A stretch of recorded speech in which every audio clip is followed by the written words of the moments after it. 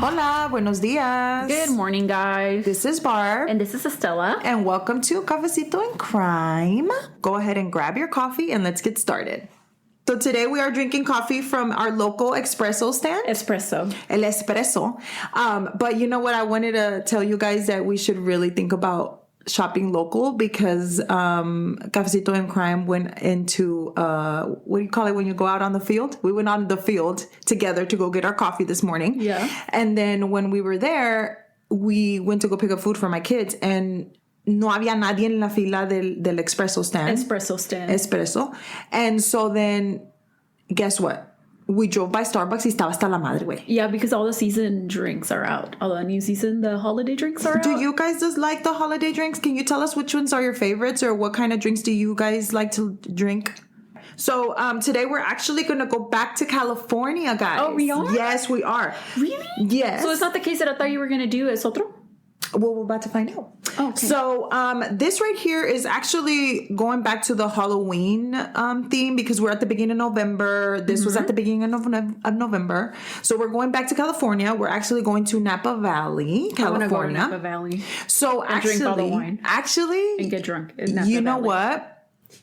There is a lot of wineries in Napa Valley, but they're actually one of the smallest producers of wine in America, actually in the whole wide world. So even though there's a lot of wine, the percentage that comes out of there it's is very small. But that wasn't my fun fact of today. The only reason that I know Napa is because on The Parent Trap, that's where oh Hallie my God, lives. Her dad lives in Napa. Okay, so today we're going to be talking about the Halloween murders. This is exactly what it's called, the Halloween murders of Adriane Insogna and Leslie Mazzara. Okay. Okay. What happened to the other case? Which one? About the son that. Oh, we're not there yet. Okay. So, this is that? No. Oh, that's just one. Okay. So, interesting fact of Napa Valley, California. We're going back to Cali, right? Cali, hey. Anyway, 4,000 years ago, Napa Valley. Oh, damn. 4,000 years ago, Napa Valley was the home to many thousands Wapo Indians. Okay. So although there is no trace of Native American population in the valley today, they were actually owned by the Napo Indians. Yeah. And the actual word Napa comes from the Wapo dialect and it means plenty. Oh, that's cool. I like that. Yeah. So that one's courtesy of my husband because he was working on it last night. He was really mad. He did good. I'll high five Alex. High five. Yeah, good job. So the story starts with Miss Leslie Ann Mazzara. Okay, so Leslie Ann was born on August 1st, 1978 in Orlando, Florida. Okay. But she grew up in Anderson, in a really small town of Anderson, South Carolina. She was a former beauty queen in her town. So she was, as you can imagine, beautiful because that's what happens when you're a beauty queen. Anyway, so she graduated from the University of Georgia with a in 2003 with a degree in her major was in philosophy. Okay. Excuse me. She played lacrosse and was a member of the karate club. Oh. Yeah. So watch out. Te mete una pinche chinga, güey, like for real. She worked for the county prosecutor's office and she was a paralegal. And she helped pass a law that was named Stephanie's Law. So this law, I looked it up, and it was a law that helped anybody that was a child abuser. Victim? They would the actual child abuser. They would keep up with them. Oh, so track them to make sure that they weren't out near kids and stuff again. Like that. Because sometimes, and it's true, if you look up in the app and stuff, there's an app that can tell you how many child abusers are in your area or registered. Yeah, a child abuser in your area. But I think, and this is based on a case, también, obviously. Because that's how fucking most of the bills come to be. But where it says that I think it's either child abuse or somebody does something against you that they did a crime against you. It lets you know when they're like, let them go out of prison. When they get released out of prison, it lets that victim know. Oh, that's amazing. That's a good one. That's a good one. So this is called Stephanie's Law. And anybody, if you want to look it up, it's out there. I looked it up myself and it was interesting to hear about that, which is a really good thing for Miss Leslie here. Also, she was also really, really involved in helping people, she helped raise money for, to make cottages or like places where abused children could have a safe spot. Oh my gosh, she sounds awesome. She was amazing. She would be your bestie, like for real. Like she was so intelligent. She was so beautiful. And, she was just always trying to help anybody that was in need. That's how she was. That was her mission. She was at a point in her life where she wasn't sure where you want to be. You know how when you turn like 24, 25 and you're like, bueno, you thought that by that point you were already know, but maybe I don't want to go that route. Maybe I want to do this. Maybe I want to have kids. Maybe no quiero ser eso, quiero ser una maestra. Yeah. I don't know. Different stuff. I just want to be by myself, blah, blah, blah. So then she decided in 2004,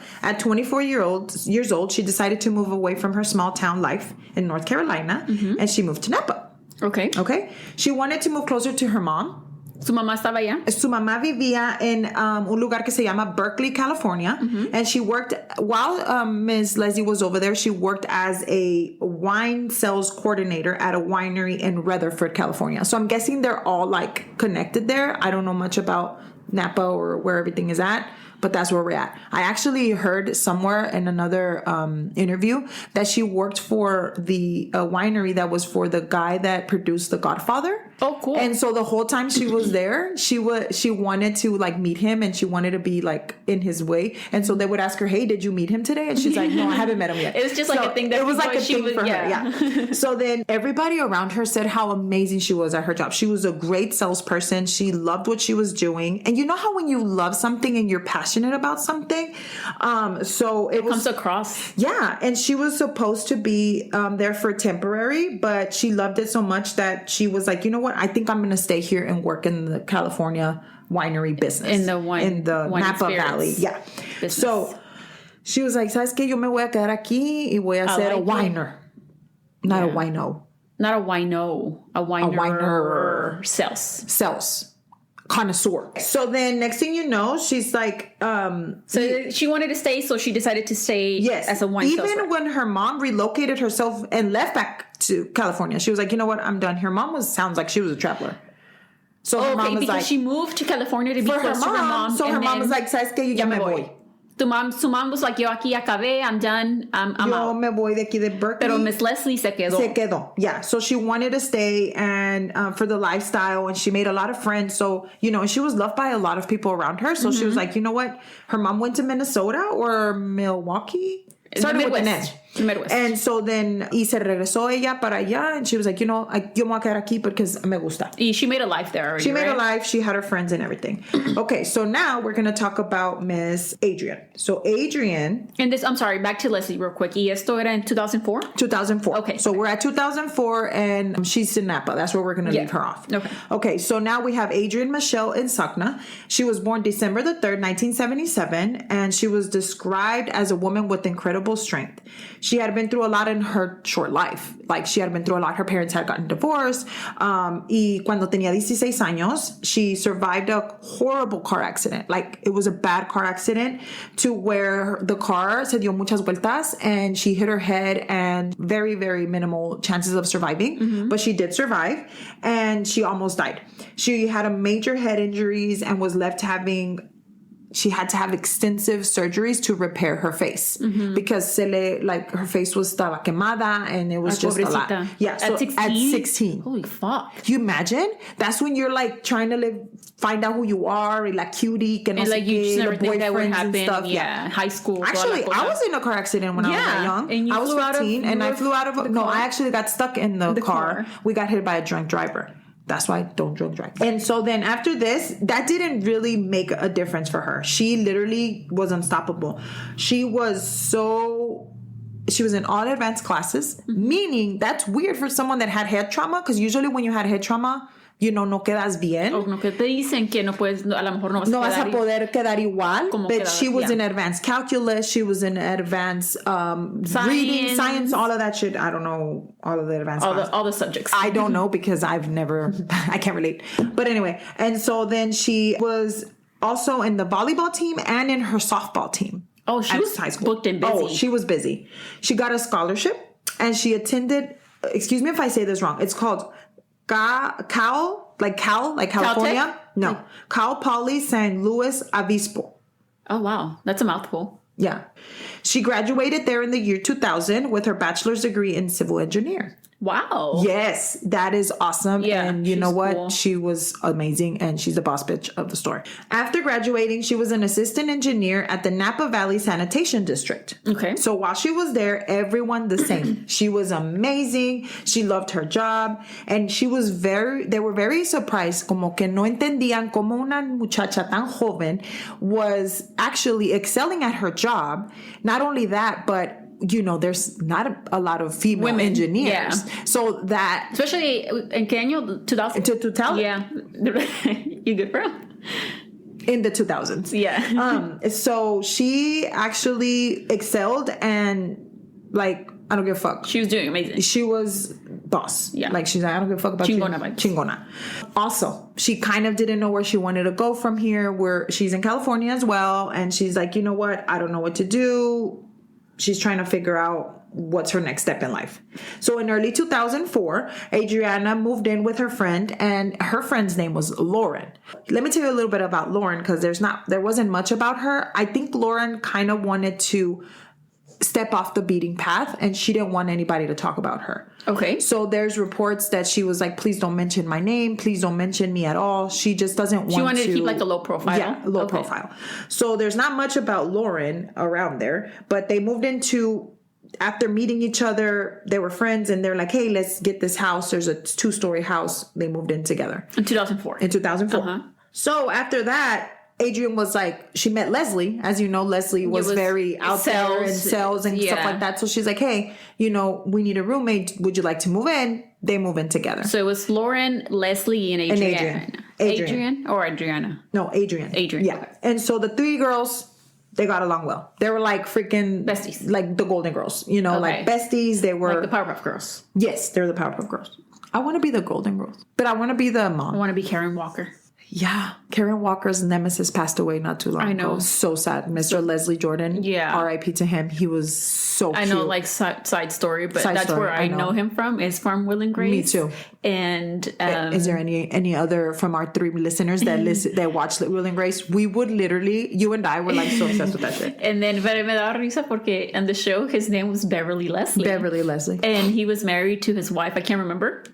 But he was like low-key gay y siempre se pasaba con su business associate Benji. Yeah. And then he's all like, I don't know if you've noticed, but I'm gay. Yeah. And then Karen is like no shit. But anyway, back to the story. So all 3 of these women were really intelligent. Mind you, like I said, there's not a lot of information about Lauren, but she did have a degree in political science as well. So they were educated. They were beautiful, young. I mean, they're out there being, bad bitches of this world. They were driven. That's how you want to have friends like that. Yeah. They drive you and they want you to push you to do better, right? Yeah. Like I said, there's not a lot of much information about Lauren, so we're going to move right along with Lauren because she doesn't want any of her info disclosed, and we respect that. Yes. So on Halloween night in 2004, the ladies sat outside their house giving out candy to all the children that would come by. They were like, hey, come over. They're friendly. You said that they lived in a house, right? They lived in a house. Okay. It was a 2-story house, kind of like I'm guessing. Like a townhome? Like, no. It was a casa. Sí tenía, yeah, excuse me. There's a few pictures of it out there. It was just like a 2-story house. Yeah. No había nada de importance of it. It was just 2-story. They're sitting outside. Pusieron sus mesitas y and they were giving out candy. Giving out candy, you know. They ended their night like around 11 o'clock. And they shut off all the lights. And Adriane and Leslie went to bed. So Leslie and Adriane had their bedrooms upstairs. And Lauren had the downstairs bedroom. Okay. Right? So Lauren in the downstairs bedroom said that everybody went to their beds and everything was good, but around 2 a.m. that morning, so by now we're at November 1st. Right. So la madrugada de Halloween. Yeah. So estamos a noviembre 1. And so not too long ago was there, because we're still in the beginning of November here. It was their anniversary of their death. Getting ahead of myself. Spoiler. So Lauren woke up to the security light in the garage, and then her dog was barking. So the dog is barking at the area where the garage is at. So let's mental picture. Upstairs, Adriane and Leslie. Downstairs, Lauren and her dog. Her dog, and the garage door and the light is on. Everything's downstairs. Yes. So she said that she was like, okay, that's weird. And you said it was 2 in the morning? It was 2 in the morning. And she's all like, but one of the other ladies had a cat. Okay. So she's like, okay, maybe the cat walked by, turned on the light. What? You know, you're trying to figure... I just showed you a video of a cat sitting down like a person, so maybe this cat turned on the light. I mean, these cats are skippity-papping people and shit. Like, I need... Does any of our listeners own cats? I can't wait to get a cat. No. I know my listener, which my number one fan is my sister Vanessa. She has a cat, Roquetas. And he skippity-paps her in the head, like, for real. Like, I'm not even lying. Hey, like, le mete unas pinches putizas, bro. They know that you don't like them, so they're like, bitch, I don't like you either. Not only that, but... I mean, has anybody seen the video of the cat that like literally headlocked a fucking 2 pit bulls? Like, what the fuck? Like, anyway. Back to the story. So I wouldn't be surprised. Who had the cat, Leslie or Adriane? No, one of the ladies. It didn't say specify, but one of the ladies had a cat, and so then she's like, okay, well the dog is barking at. I'm pretty sure or something, right? You know that they're like, okay. So then she's like, it's nothing. Me voy a volver a dormir. She goes back to bed. She dozes off, and then she actually heard somebody come into the house. She heard like rumbles and stumbles coming into the house. At this time, she's again trying to, you know how you try to talk yourself out of it's not a ghost or it's not a demon. Like nobody's coming into my house. Yeah. It's fine. Yeah. So then, no la llorona, you know, it's just my head. So then she's like, no, it's probably Leslie's boyfriend. Okay. Because, you know, Leslie was known to have boyfriends come over and stuff. Yeah. Which that's what you do at that age. Yeah. And I mean, you taste all of the flavors. I mean, you're not going to get married. You're not married. So then coming over, and that made her a little bit upset. She remembers, like, she kind of got a little bit upset because she said that they were known to make a lot of noise and wake up the rest of the house. Okay. A little time later, she was woken up again. And this time it was the most, in what she described, most gut-wrenching scream that she's ever heard in her whole life. And all that she could hear was coming up from upstairs, the screaming, and she knew that it was Adriane screaming, oh God, please help, please help. That's all she hears.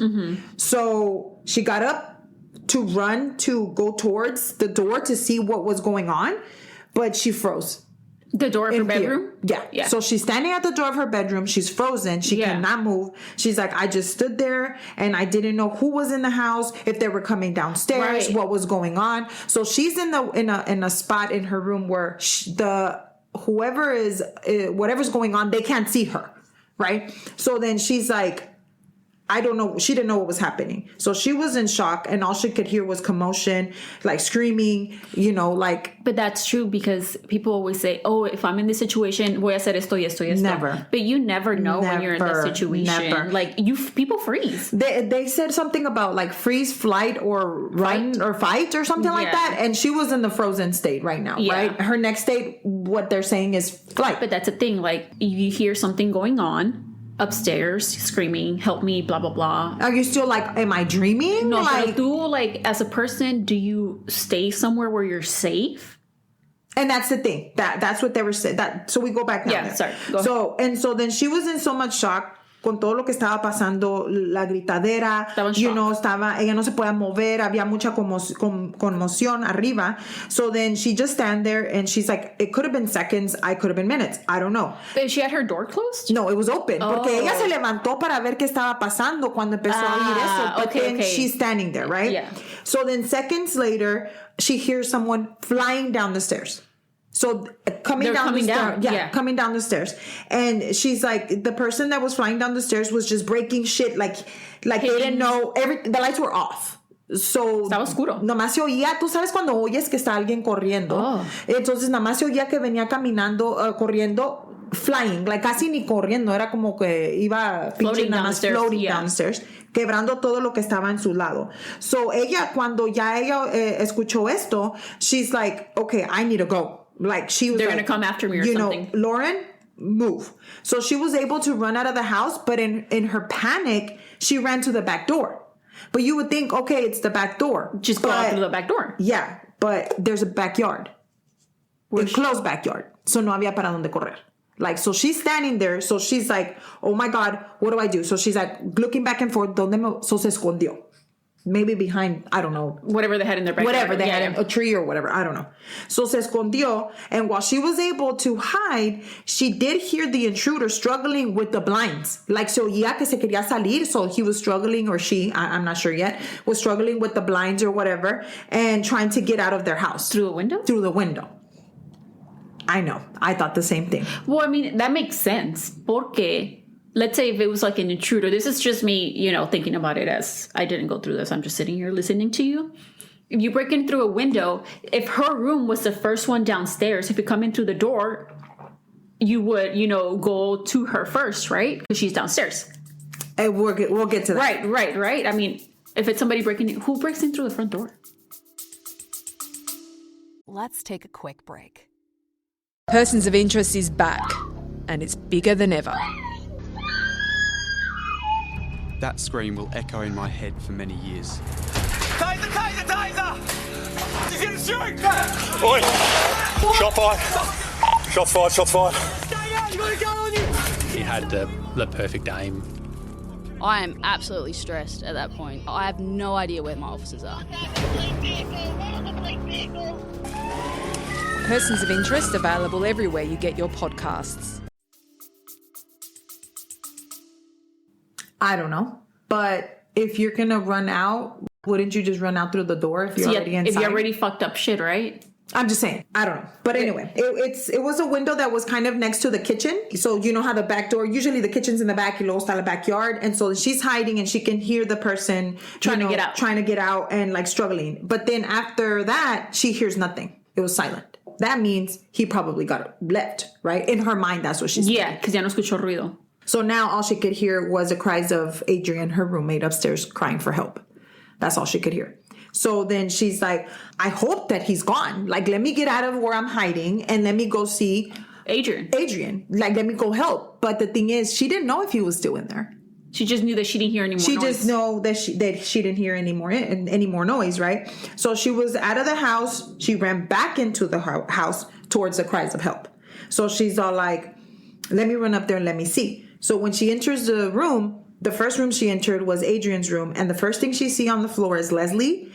She's lying face down in a pile of clothes with a pool of blood. Just blood everywhere. And it wasn't her room. She was in Leslie's room. She was in Leslie's room. And Adriane was the one that was on the floor, or found face down. Exactly. Yeah. So the first thing that she entered was Adriane's room, and the first thing she saw was Leslie lying on the pile of clothes. Yeah, in a pool of blood, just covered in so many stab wounds. Like she says there were so many stab wounds on her upper body and on her arms that she couldn't even recognize what was a stab wound and what was her skin anymore. Like that's how many. Like she had gotten stabbed so many times.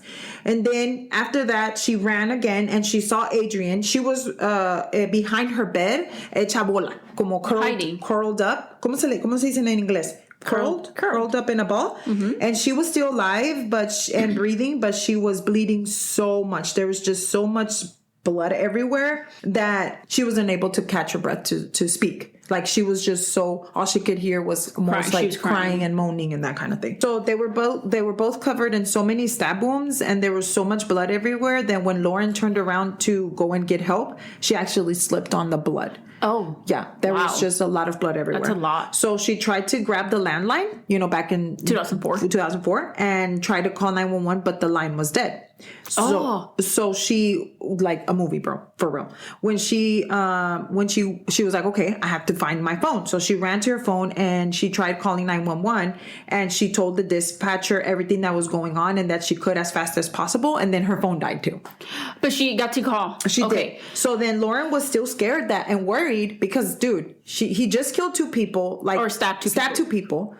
Because there's one still alive. But what if he's still in here? What if he's gonna come back and get me? Like she doesn't know. So then, even though she did hear him he was trying to leave. She thought that he was trying to leave. But then, what if he's outside waiting for her, or trying to make sure that there's no one left in the house, or or any survivors, right? So then, she was like, you know what? I have to get out of here. So she left and she jumped in her car and she was driving as fast as possible. And then she tried to recall the The police. By this time, the police was already on their way anyway. Okay. So the police did arrive shortly after, along with the MS, but there was no point. Leslie was dead, and Adriane, she was barely alive, but they did as much as they could to help her. But Adriane did die on the way to the hospital in the ambulance. Yes, they did pass away. So when they got there, Leslie was straight up. She had passed away already. Yeah. And Adriane se murió cuando iba al hospital. Yeah. So at this time, the investigation begins, obviously. Mm-hmm. While investigating,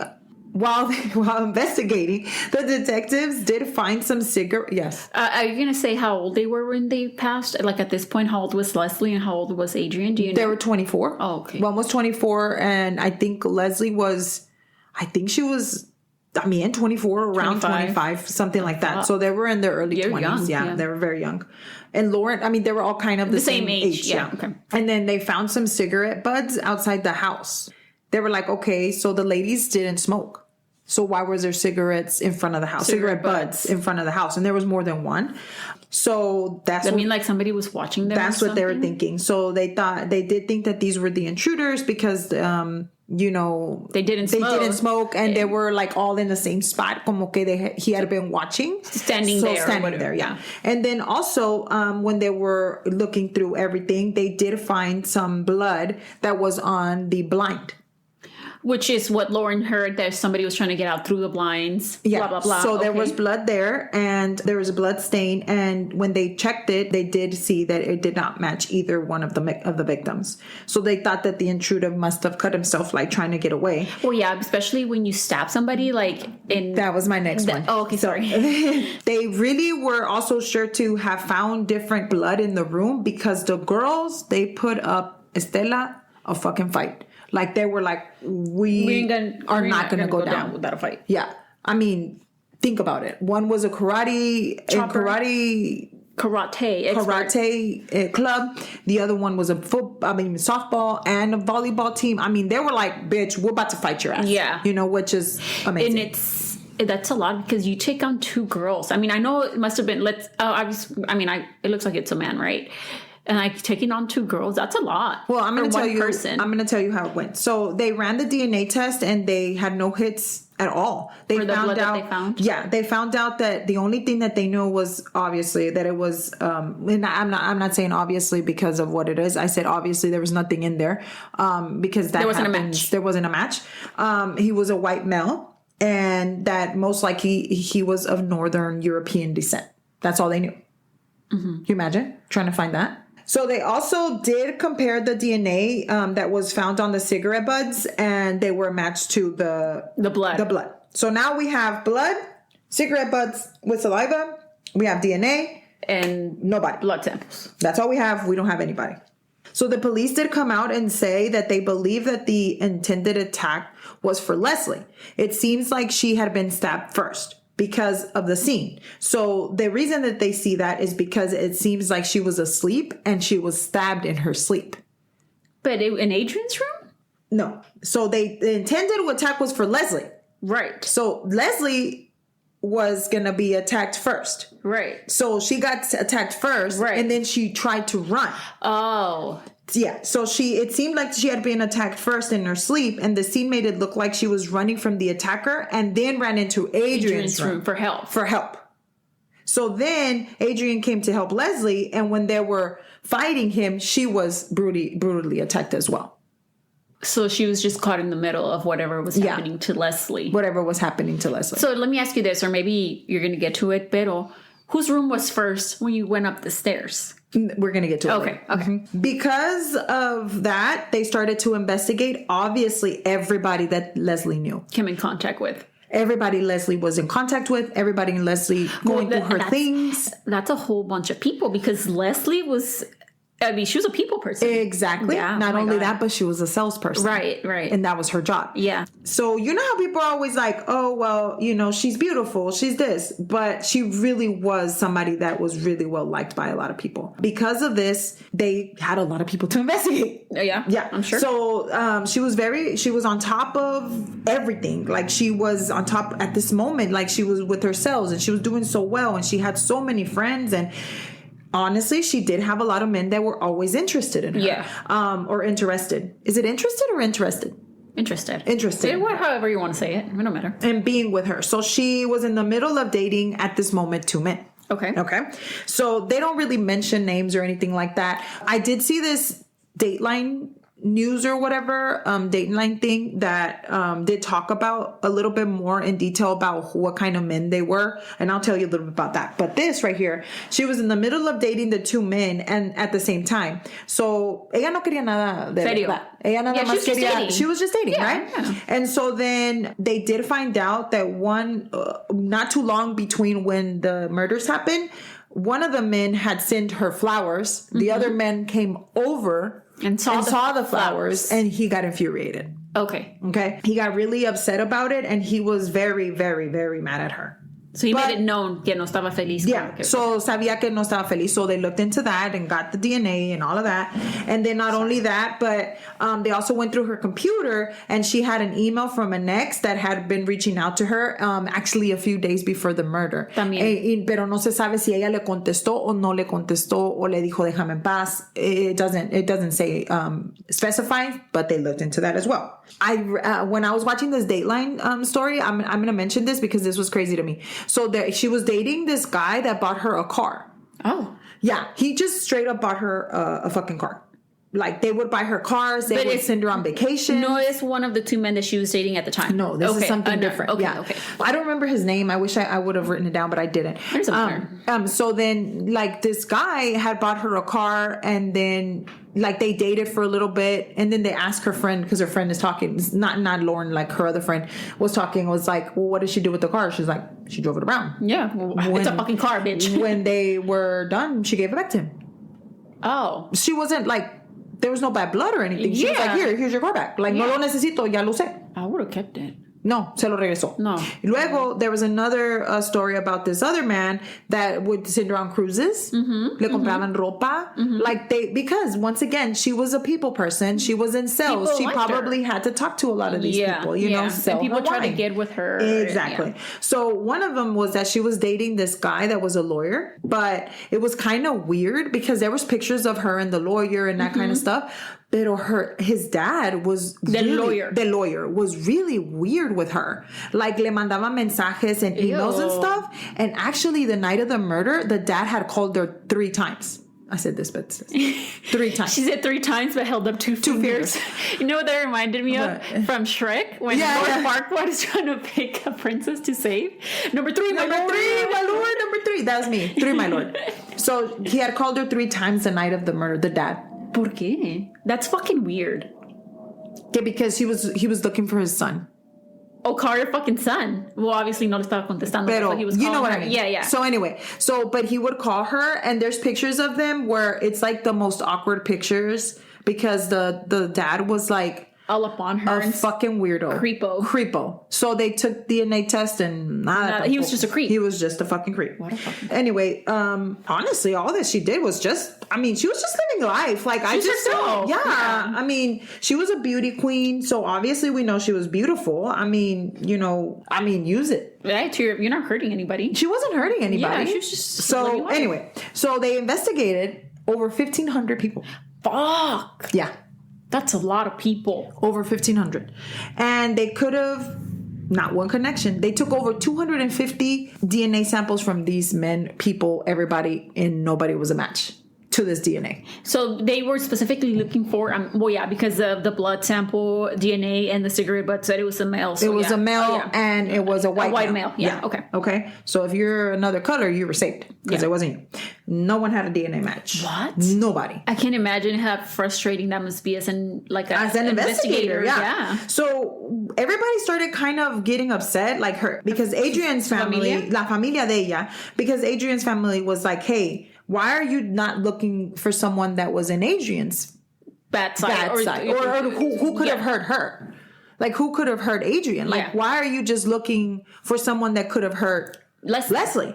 And so they were like, well, because of the fact that when they went into the rooms, they saw that the intruder had went for Leslie's room, not for Adriane's room. Right. So they thought that it was just intended for Leslie, right? So they're like, dude, you might want to look at other people as well, you know? Mm-hmm. Because she was, you just never know. She just never knew. I mean, maybe the person, it could have been like un caso de ¿Cómo se dice? Fuck. Caso cerrado.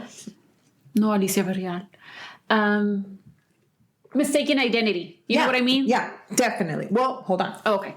So it looked like the intended target, like I said, was Leslie. So they were like, we just made it made sense. Yeah. Right? So they started to give Lauren some more information. So they told Lauren, now they're going back to Lauren. Because Lauren was let's start in the house. From zero, right? Hey, Lauren, let's talk about it a little bit more. Girl, what you got?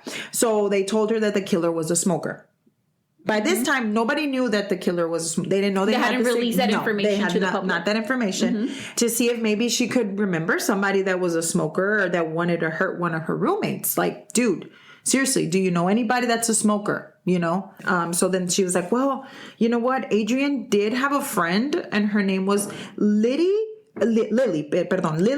Prudhomme. I don't know if it's Prudhomme or Prudhomme. Prudhomme. I don't know how to say that. Oh, yeah. Whatever. Yeah. She had been engaged to a man by the name of Eric Koppel. I'm sorry, Adriane. No, Lily. Oh, Adriane had a friend named Lily. Her best friend. Okay. This was her best friend from work. Like your work bestie, work wife. Adriane, who was the engineer. At the sanitation place, right? Yes. So they were besties and they did everything together. They would go out to dinner and that kind of stuff. You know, you have your friends. I have my friends from work. I have, you know, whatever. And she had a boyfriend of the name Eric Koppel. Okay. But she had been with him, but she had called off the wedding. Lily had said, you know what? I don't know about this. I really don't want to. We're going to put a pause. So Lily was so sad about Adriane passing away. Yeah. That she decided to be like, you know what? Life is too short. I'm not going to marry you. No, let me marry you. Oh, okay. So they get married. Right? So then I can see why that would make her like, you know, she's like, man, you know, my best friend just died. Like, let's just go ahead and get married. So they get married. Adriane's mom, Arlene, which is Arlene is the person who literally she's in all of the, you know, she's investigating and she was in everything and she was just a big part. Yeah. And not only that, but you know, Arlene was very close to Lily. Like Arlene was there. I mean, Lily was there for Arlene whenever her best friend had died. You know, she was like, you know, I'm here for you, blah, blah, blah. You know, there's a really sad story about this. Side note. They still have Adriane's car. Her mom is not taking anything out of the car. Aww. Her mom has not done anything different to the car. She doesn't change the tags, and she's never changed the radio station that it was on since her daughter passed away in 2004. And she plays the same song, Maroon 5. She Was Loved. Oh, She Will Be Loved. She Will Be Loved. Excuse me. She plays it because that was her daughter's favorite song. And the saddest part is like, she'll sit there and she's like, I just wanted her to know that she's always going to be loved. And I was a freaking hot mess. I was crying. Like, you can't even imagine. Oh my God. So that's how much Adriane and Arlene were very close to each other, right? As much as Adriane had been through, you know, she had been in that car accident and stuff like that. So her mom saw her, you know, and then for some fucking bastard to come and just stab her in her own home, like what for no fucking reason. Well, we don't know yet. Anyway, so then Lily and this man got married. They got married in Hawaii. They even had Arlene's mom speak at the wedding. At Lily's wedding. They really wanted to make it feel like Adriane was there. So they played her favorite song to honor her. They were just everything that they could to remind them of Adriane. That's just how close her and Lily were. That's how close her and Lily were. So everyone who knew Lily and Eric knew that they were a nice couple. But here's the deal. Lauren had only met him one time. That like they had only seen each other one time. Like I get it. Like, you know, you're around, whatever. But the few times that she did meet him, or a few times that she noticed, he was not a very social person. He kept to himself. He was very quiet. And Lauren said that she would not see him as someone that could be very violent. All that she can think of was that he was the only person that she knew that was a smoker. Lauren said.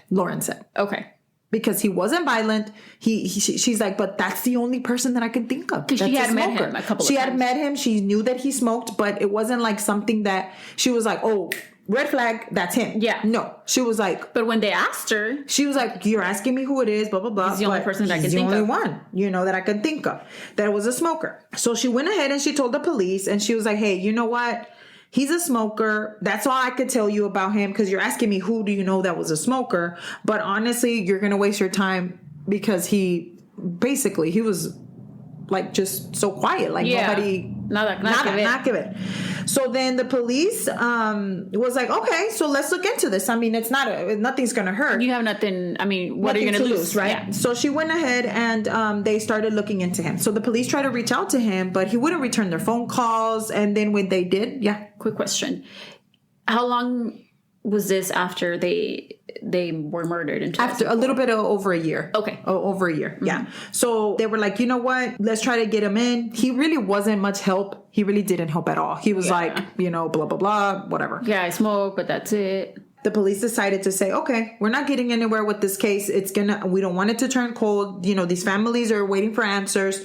This is what we're going to do. We're going to say the brand of the cigarettes.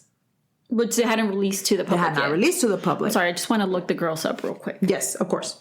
The thing is, I don't know if you've ever known a smoker, but a smoker always smokes the same type of cigarettes. Yeah. They don't change. They like the cigarettes. They like whatever it is. But another thing was that this type of cigarettes was very uncommon because of they were very strong. I guess the tobacco. I don't know about smoking because if it is cigarettes, because if it isn't Black and Mouse, anyway. So they're called Camel Turkish Gold. That's what they're called. Camel Turkish Gold. That's the brand. That's the brand is Camel, but they have a specific. Oh, okay, yeah. I guess like a flavor. Yeah. Turkish Gold. So the Turkish gold ones, right? So in hopes that someone closer to the killer could probably be like, hey, I know someone that smokes this type. I know that's something that somebody would remember. I mean, yeah, if it's a stronger scent or a stronger I'm sorry, the only type of brand of fucking cigarettes I know are the Marlboro ones. Yeah.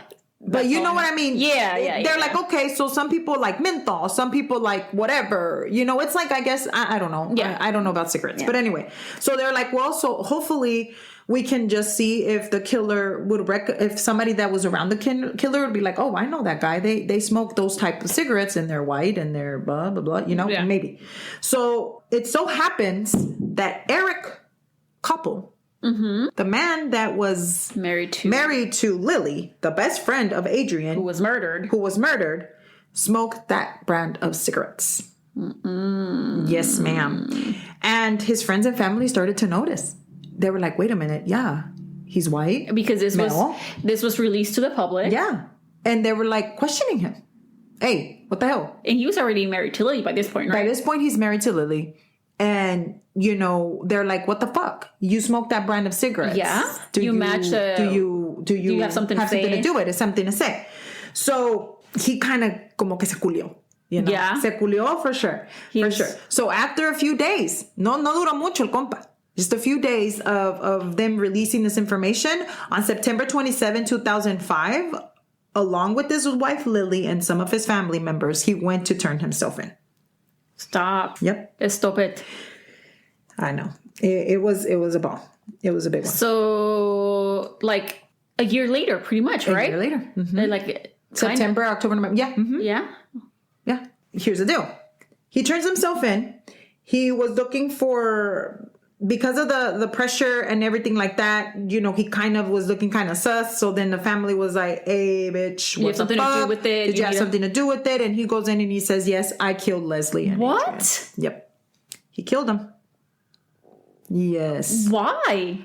Let's get into it. Because in my head, okay, before you get to it, because in my head, I'm like, you're married, you were with Lily. So why would you go after Leslie if Lily is Adriane's friend? All right. So once there, he was arrested and charged with the murders, obviously. Both the girls? For both the women. And Adriane's family were just like... They couldn't fucking believe it, They couldn't fucking believe to hear that Adriane's best friend, husband, had killed her. Like, dude, I was at your fucking wedding. Like, what the hell? You're doing a tribute for my daughter. And you sat there and you fucking hugged me when I was crying. Like, what the fuck? Right? So this is some fucked up shit. And for Leslie, I mean, like, bro, like you said, he had never met Leslie. He had never met Leslie. Because, let me tell you why. I'm gonna get into it. Hold on. So he had never met Leslie. So this guy needed, like, I need answers, motherfucker. Yeah. Like, what the hell are you doing, right? What? So I'm not gonna lie to you guys. I could have done some research on Eric, but I don't think I wanted to. Because fuck Eric, right? He's trash. Yeah. Yeah. So on January 2007, instead of going to go in front of the judge for a trial, he took a plea deal. Of course he did, because it's un pinche puto. Yeah. To take the death penalty off of the table. Bitch. Yeah, of course. And he was given 2 life sentences without a possibility of parole. Both family agreed to the deal. The families were okay with that. Yeah. Okay? So he's never going to come out of jail, right? Yeah. This is where it gets interesting, because Eric did hear some impact statements at the court, right? Because you're allowed to do that. Yeah. So one of them was Arlene, the mom, Adrian's mom, and she spoke about how much.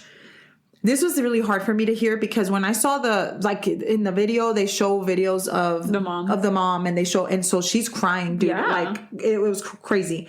But in the statement, like, she was so fucking strong. I was so proud of her, like, because she was like, I'm gonna tell this motherfucker how I feel, and I don't care what the fuck he says, right? So then she was like, you stabbed her so many times, and she literally made the motion of stabbing and again, like, literally, like, 19 times for how many times he had stabbed her in the neck. Adrian? Yes. Do we know how many times he stabbed Leslie? No, they didn't release that information. Okay. She also says that because she said that they also said that she also says, her daughter hated turtlenecks, but she had to wear one because she was buried in one because of all the stab wounds that she had. Yeah. So she had to, even though she hated them so much, para lo que él le había hecho, tuvo que poner una turtleneck. Like, they needed for her to have one on.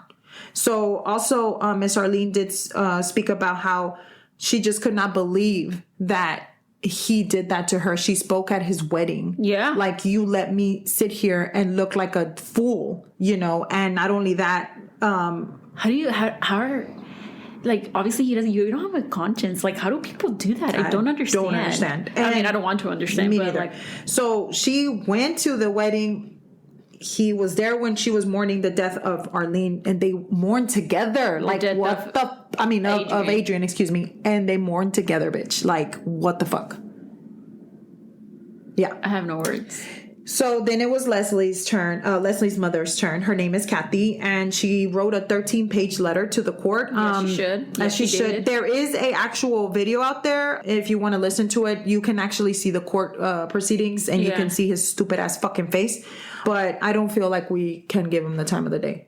I'd cry if I listened. And so then she said, and I quote, "For the rest of your life, you and your family will experience what your victims and loved ones have felt: terror, desperation, hopelessness, violence. I wish that I could tell you I forgive you, but at this time I cannot. And finally, I pray that no mother's child will grow up to be a murderer like you." Mm-hmm. Yep. And end quote. Eric made no remorse. He didn't have a reaction. He didn't show any remorse. He didn't have a reaction to the mothers of the victims. He didn't turn around and looked at them. Nothing. No, of course he fucking did it, little pussy. But then Lily took the stand. Lily took the stand. Come on, Lily. And you would think. Wait, are we gonna find out what happened? Wait. Okay. So Lily took the stand, and I don't know. I was kind of I don't know I didn't know how to feel about what she said, because I did listen to her, but they didn't give everything she said. They only gave a part of what she said, which I think that's fucked up, but whatever. And he's bawling. Like, as soon as she gets on the stand, he's like, pinche pendejo. What the fuck are you doing crying como estúpido? Yeah. Anyway, so then Lily, and then the one that we're talking about, the one that once called herself Adrian's best friend, right?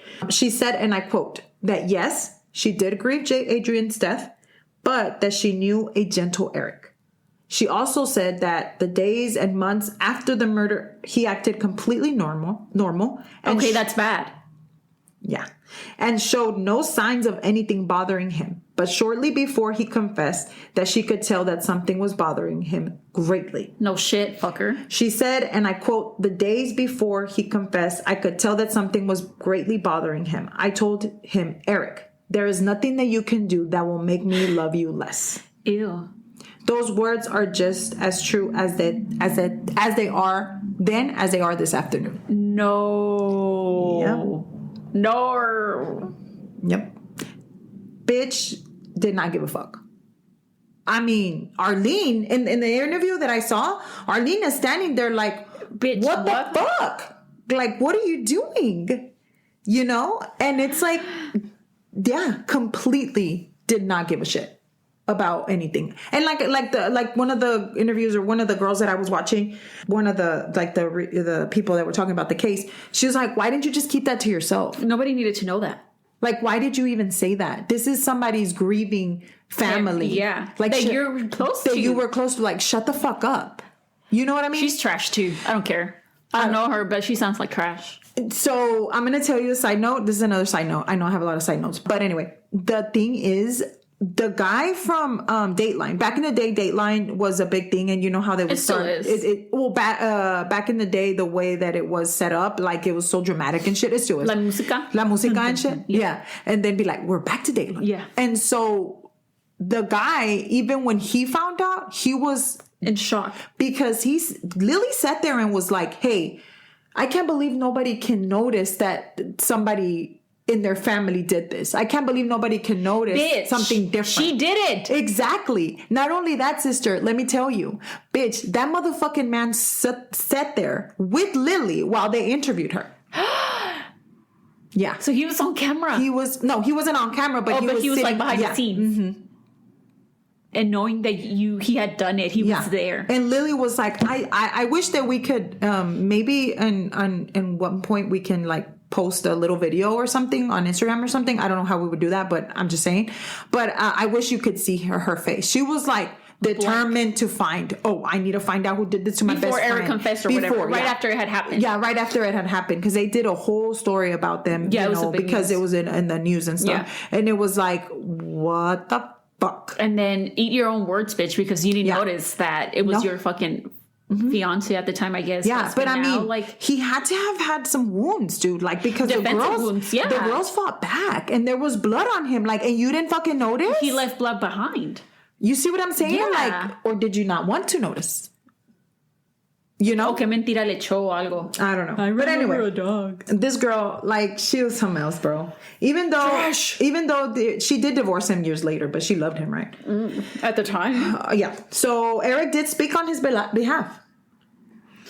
I don't care what he had to say, but I'm sure you're going to tell us anyway. I'm going to tell you anyway. That he was very sorry for what he did. And this is what he said. He said he was in a depressed state.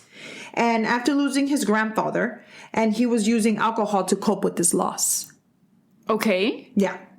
And I quote, I have always been an introverted person, and my beloved grandfather suffered a stroke and died. I could not secure a full-time employment.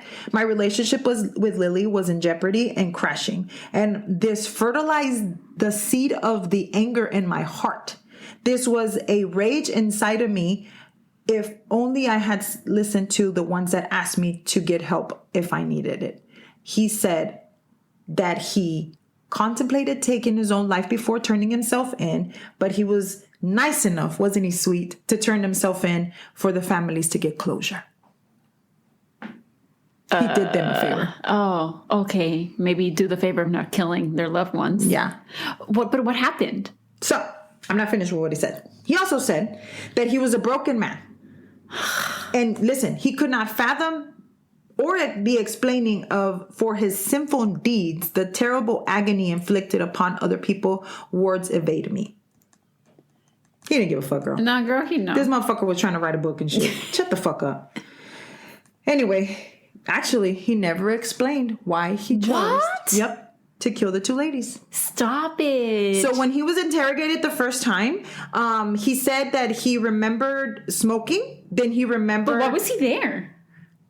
He didn't explain. What? Yeah. So he said, hold on, listen. This is giving me a headache. I'm sorry. So he said he couldn't remember most of the night. He said that they did ask where the murder weapon was. And he said that he knew that he had it, but that he threw it away, but didn't remember where. So, okay, in my head, I'm like, okay, he was drunk, right? Yeah. That's in my head. I'm thinking he was drunk. For whatever reason, he ended up there.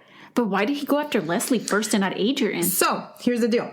There was never a definite reason of why he did it, but there's been speculations because obviously people are going to talk. Okay. Yeah, like try to piece it together. So they're saying that the reason that he did that was because he was jealous of the relationship that Adriane had with Lily. He thought that Lily was listening to Adriane, and that was the reason that she had called off the wedding. Yeah. So, they talk and that kind of stuff is like, no, girl, déjalo a la verga, he's bad for you, whatever, anything like that. Toxic. So, and he just wanted Lily all to himself. Like, that's what he wanted. As we know, he was a loner, and maybe he didn't have any friends. And Lily was his whole world or whatever. But see, my husband's a loner too, but he would never go kill my friends. Yeah. Like, why would he do that? He don't care. He don't give a fuck. Anyway, so November 1st, the day after the murders, was the day that Lily and Eric were supposed to be... The day of the murders. Or the day of the murders, excuse me, was the day that they were supposed to be getting married. Oh, fuck. That was the day. Yeah. And they were going to go to Hawaii, and Lily, and Adriane and Leslie and her other friend were supposed to be with them at the wedding. Okay. So they're saying maybe that's the way that's why he picked that day. Okay, to go up there and do that, because he really did maybe believe that Adriane was the one that did that. I don't know. But I want you to know one thing, guys, is that likely that he didn't even know that Leslie was living there. He had never met her. He had never met her. The thing that they were saying is that since he had never been in the house before, he didn't know whose room was whose. Whose room was whose. Yeah. And it was dark? And he thought, basically in his mind, the only two people that lived there was Adriane and Lauren. Leslie was not living so there. He thought maybe both girls were upstairs. Yeah. Just didn't know. And that's why he didn't go downstairs. I mean, it's all bad. It's all horrible. But I feel like when there's no reason behind the crime itself, it's way worse, because you're like, what? So Leslie was in the wrong place at the wrong... I mean, it's her fucking house. You're not at a wrong place at a wrong time if you're in your home and somebody goes and does something to you. But if Leslie is... Let's play it out. If Leslie's asleep and she's turned around on her side or whatever, and they start stabbing her, he was thinking that was Adriane's room. So then so they don't know if they maybe moved around rooms. Like switched rooms? Whenever she moved in. They don't know what... But in his mind, both of the women are upstairs. Right. So he might have been thinking that was Adriane instead of Leslie. And he started stabbing her. Yeah. And then when he realized that Adriane was in the other room, he finished her off. Yeah. He might have been confused. I think that if he knew that Lauren was downstairs, he would have killed Lauren too. Honestly, I do think that he would have killed Lauren too. Because why would he leave a witness? Well, I don't think nobody was supposed to see him. Yeah, but he thought he was killing two people. Well, he didn't know there was a third one. Right, but I think, like you said, he got confused. He thought Leslie was Adriane, and then Leslie ran into Adriane's room, and then he's like, "Oh fuck, this is Adriane." So then he stabbed Adriane, and like you said, and then he was running down. So maybe if Lauren would have gone upstairs when he was doing the whole thing, he would have killed her too. Yeah. I don't know. It could have been anything. But that pisses me off that you don't know why he was there. Like, and if he knows why he was there, he knows why he did it. He doesn't want to fucking say. And my deal is like, why didn't Lily at the same time be like, oh, well, this is what we were talking about, or like he had a problem with this, the time, since she had called off the wedding, maybe they weren't living together. They weren't. That's the thing. So maybe who would have noticed if he was all fucked up from doing what he did? Well, yeah, but I mean, if they were going on dates and shit and getting the wedding together and shit, I mean, come on, but those shit don't heal. No, I know, but since she had called off the wedding, maybe they weren't even together. That's true. I mean, it could have been anything at this point, like but nobody is saying anything. Like, why the fuck did Lily not come out and say, hey, you know what, this guy's kind of looking nothing before the days before he turned himself in? Yeah, after they had released that information. Exactly. That's what I'm saying. Like, nothing. Yeah. I did read somewhere else in another place that I was researching, and they say that he started putting letters in his family members' mailboxes telling them that he was going to kill himself because he had done something really bad, and that also prompted the family to be like, bitch, you need to go to the police. Yeah, because he was going to kill himself, but he didn't. He's a little bitch. He's a little bitch for sure. Yeah. So what do you think? I just want to know why he did it. Yeah. I think that it had to do with him having jealousy issues with the fact that he wanted Lily to himself and Lily was out with her friend and that kind of stuff. Does that sound like something that should be a reason why you kill somebody? No. But I feel like he was like depressed. His grandfather had passed away. He was drinking. All of this shit. Like, it could have just been a whole mixture of everything. But what pisses me the fuck off is how the fuck you forget what you did, motherfucker. You didn't forget what you did. No. You didn't forget. And also, I'm gonna need to know why the fuck the investigators didn't push to get the fucking weapon. Why?